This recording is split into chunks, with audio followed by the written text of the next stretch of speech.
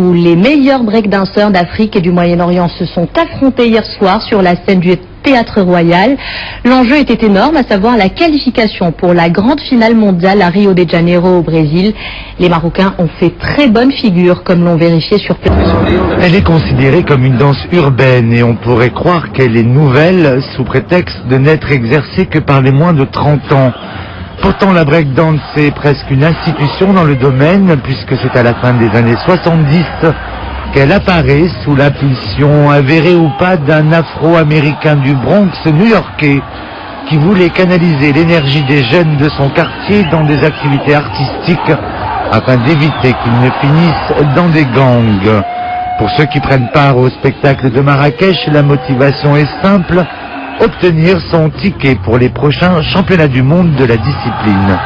C'est un titre très important pour tous les b-boys qui rivalisent entre eux pour garantir un siège là-bas au Rio de Janeiro, pour certainement être parmi les compétiteurs qui vont représenter le Moyen-Orient et l'Afrique dans la grande finale au Rio de Janeiro au Brésil.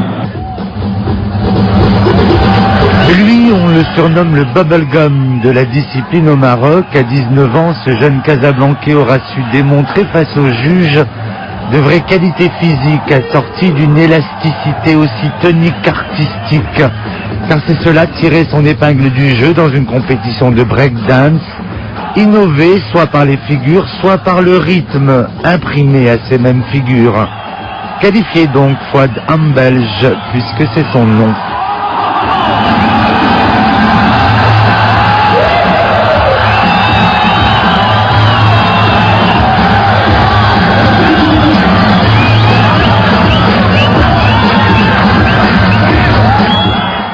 المسرح الملكي بمدينة مراكش عاش الحدث الإقليمي الذي سيحدد ممثل الشرق الأوسط وإفريقيا في نهاية كأس العالم بالبرازيل. استعدادات الأبطال لهذه المسابقة الختامية وفرصة للقاء أبطال المنطقة لرقص الشبابي.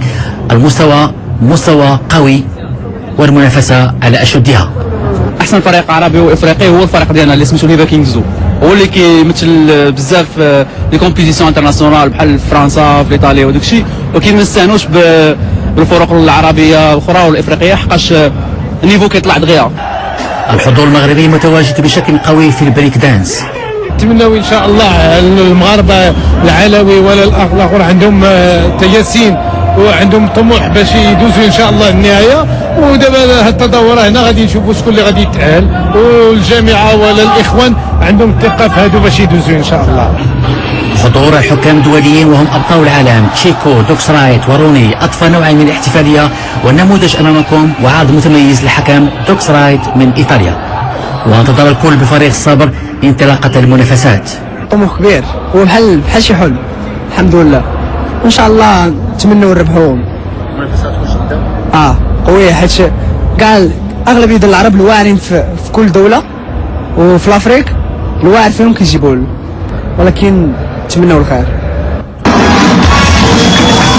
العروض كان مستوى قويا، حيث كان يصعب التكهن بالفائز. طور هذه الرياضة ببلادنا كان بفضل مجهودات سلمى بناني رئيسة الجامعة الملكية المغربية للرياضات الوتيرية والرشاقة البدنية.